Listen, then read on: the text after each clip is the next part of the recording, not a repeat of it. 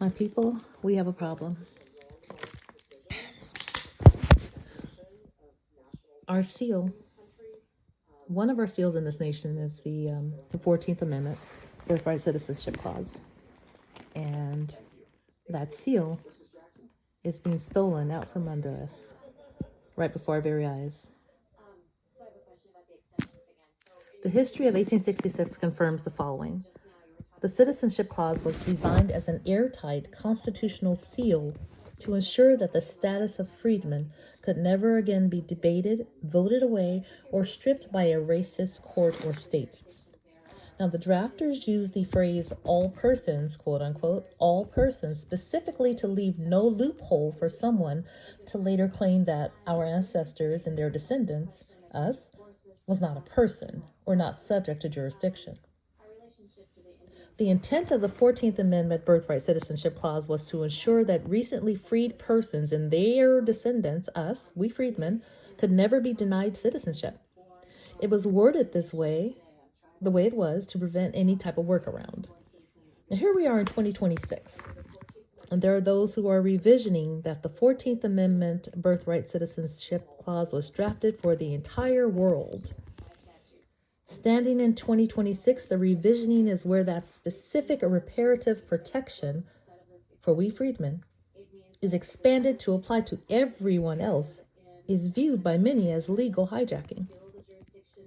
The 1866 transcripts and the current arguments in Trump v. Barbara center on the phrase subject to the jurisdiction thereof, was actually the legal mechanism used to overturn Dred Scott and secure citizenship for the American freedmen. 1866 Congressional Globe transcripts say, quote, the drafting of the 14th Amendment was a direct effort by the 39th Congress to solidify the rights of the formerly enslaved. Key exchanges in the congressional highlight the intent behind the Citizenship Clause. Senator Jacob Howard, May 30th, 1866, said, when introducing the amendment, he stated that the clause was meant to be simply declaratory of what I regard as the law of the land already. He clarified that it would not, of course, include persons born in the United States who are foreigners, aliens, or who belong to the families of ambassadors. Senator Lyman Trumbull, May 30th, 1866. Trumbull argued that the subject to jurisdiction meant not subject to any foreign power.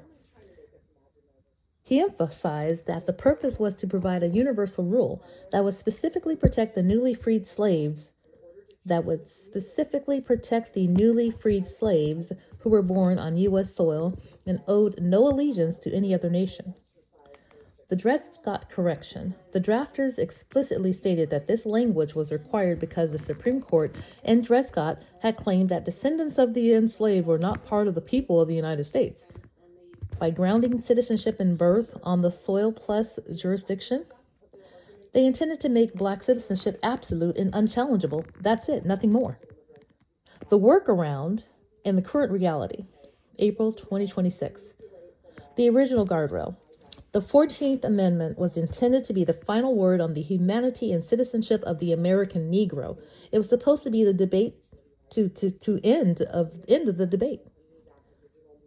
The modern revision. Here we are. In the current case of Trump v. Barbara, the Supreme Court is weighing whether to change how birthright citizenship works for others. You see the slide?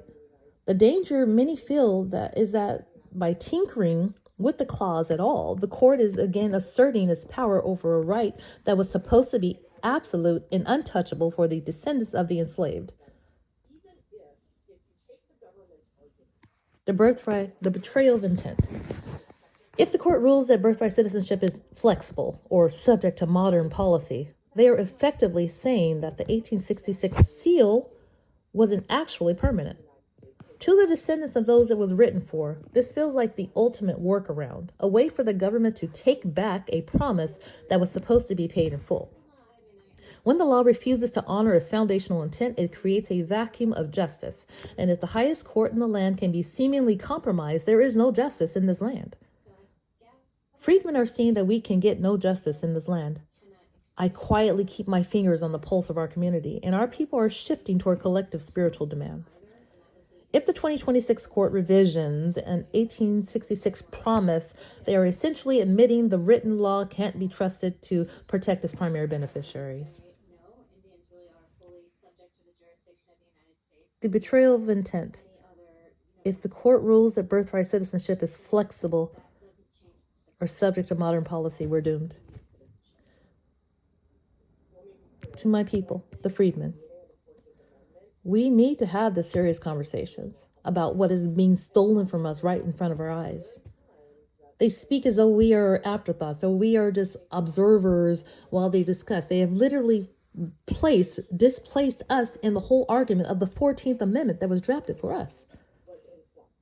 Right now in 2026, the Supreme Court is sitting in Washington, D.C., debating the 14th Amendment in the case of Trump v. Barber.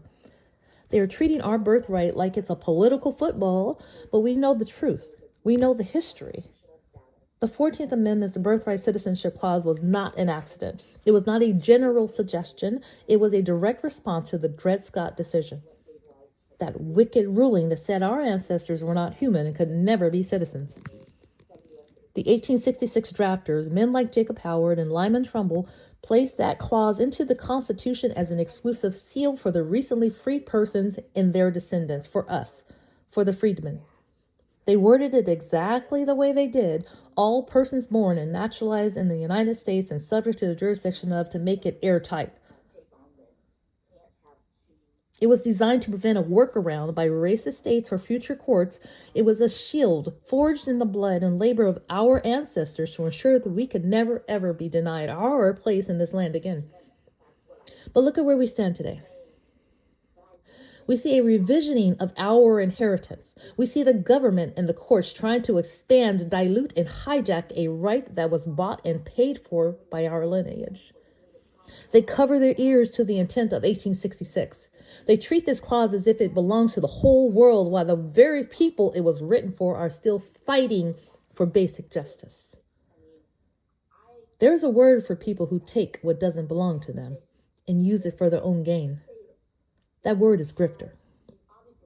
If the Supreme Court rules incorrectly, if they continue to revision our 14th Amendment away from its original exclusive purpose, they are solidifying a theft. Our people are livid, and we are right to be. If the highest court in this land refuses to honor the intent of the law, then we call on a higher power. We call on the spiritual forces that have carried us this far to bring the justice that Washington refuses to give. America, the world is watching. Shame on this nation. If it steals a freedman's seal one more time, God judge this nation.